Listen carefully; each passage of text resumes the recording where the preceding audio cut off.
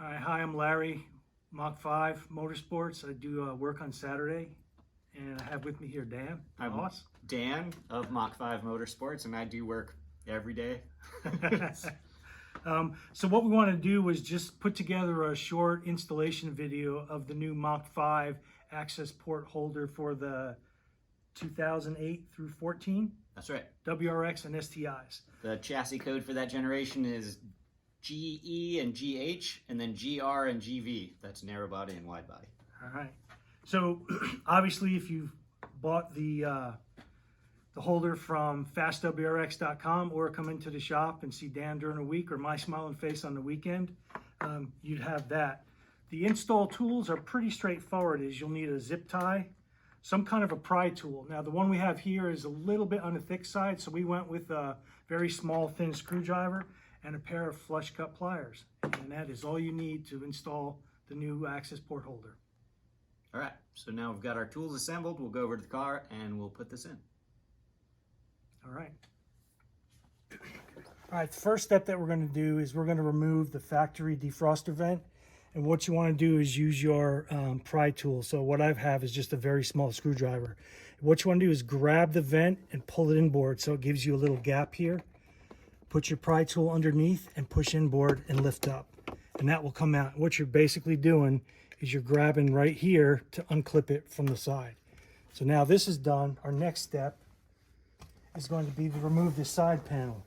And again, this one just pulls straight out. So we're going to get our pry tool and get underneath here and just pop this end out and then pop the four corners and pull straight out. And you can see these four clips are what holds it in place. Once that's out, what we're going to do is we're going to take our cable from the access port, connect it up to the OBD2 port, fish it through here, and run it up the side.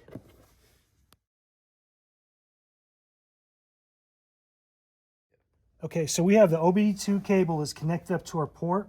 We've run it up underneath the lower dash here. And then as you can see, what we did is we coiled up all the excess, and then the cable runs up through the side, up here through the top. So that's what you want to do. Now what we're going to do, once the cable is secured with the zip tie, we're going to put things back together. Okay, now that we have the OBD2 cable snake through the system, zip tied off, run through here, now we're going to put things back together. So first, we'll start off with this side cover, and you want to just get it in there like this, bring it forward, and snap it back in that quick. Next step is going to be to take the new access port holder / defroster, and we're going to take our cable and fish it through here.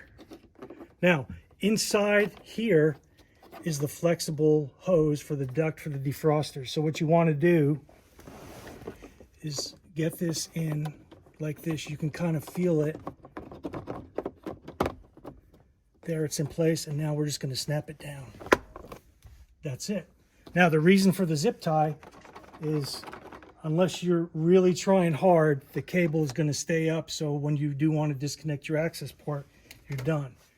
Now, the final thing is we're going to connect our access port, snap it into place, and we are off to the races.